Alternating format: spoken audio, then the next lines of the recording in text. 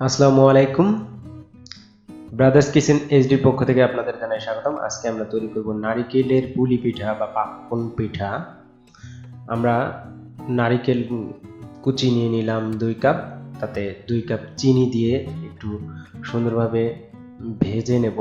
অনেকটা লালচে বা ব্রাউন কালার নিয়ে আসা পর্যন্ত এটাকে সুন্দরভাবে ভেজে নেব নেড়ে চেড়ে, যাতে এক পাশে লেগে না যায় বা পুড়ে না যায়, সেজন্য এটা খুব সুন্দরভাবে নেড়ে চেড়ে নিতে হবে। তো মোটামুটি হয়ে গেছে। তো এবার আমি 3 কাপ পরিমাণ পানি নিয়ে 1 চা চামচ পরিমাণ চিনি দিয়ে এটাকে মিশিয়ে নেব।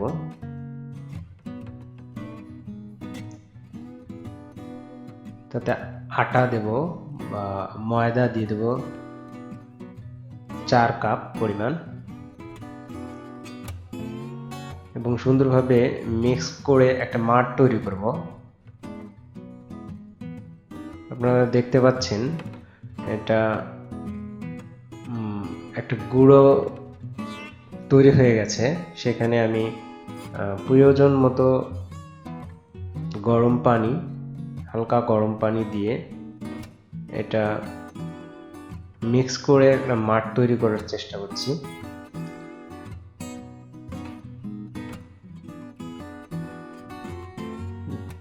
এমন ভাবে পানিটা মেশাতে হবে যাতে খুব নরম হয়ে না যায় এবং খুব শক্ত না থাকে। একটা মিডিয়াম পর্যায়ে একটা মাঠ তৈরি করতে হবে, যেটাকে সুন্দর মতো বিভিন্ন সাইজ দেয়া যায় আর কি। তো যথাযথভাবেই মাঠ তৈরি হয়ে গেছে। এবার সেটাকে ফরম্যাট দেওয়ার জন্য, একটা সাইজ দেওয়ার জন্য প্রথমে মাঠটাকে নিয়ে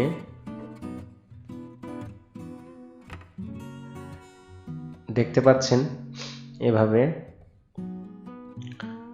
যেভাবে পিঠা বানানো হয় আর কি, একটু ময়দা ছিটিয়ে দিয়ে বেলুন দিয়ে, যেটা আপনারা হয়তো জানেন, বেলুন দিয়ে ঘুরিয়ে ঘুরিয়ে একটা সাইজ দেওয়া হলো। তারপর এটাকে স্টিলের গ্লাস দিয়ে সুন্দরভাবে একটা গোল গোল করে কেটে নিচ্ছি। এরপর বিভিন্ন ছাঁচের পাওয়া যায় ফরম্যাট প্লাস্টিকের, এটা দিয়ে করলে হয় কি, একটা পারফেক্ট সাইজ আসে। আপনারা অনেক এক্সপার্ট যারা হাতে করতে পারেন, আমরা দেখেছি গ্রামে আমাদের মায়েরা, চাচিরা হাতেই অনেক সুন্দর ডিজাইন করে করতে পারেন। এই যে এটা আরেকটা ছাঁচ, তো এই ছাঁচে দিয়ে একটা ফরম্যাটে দিয়ে সুন্দর একটা ডিজাইন হয়ে যাচ্ছে এই পিঠাটার। তারপর এটা তেলে ভেজে নিতে হবে। ততক্ষণ পর্যন্ত উল্টে পাল্টে নেড়ে চেড়ে ভেজে নিতে হবে যতক্ষণ পর্যন্ত একটা ব্রাউন কালার না আসে বা গোল্ডেন কালার না আসে। তো গোল্ডেন কালার নিয়ে আসা পর্যন্ত এটাকে নেড়ে চেড়ে উল্টে দিয়ে ভাজতে হবে, তাহলেই রেডি হয়ে যাবে আমাদের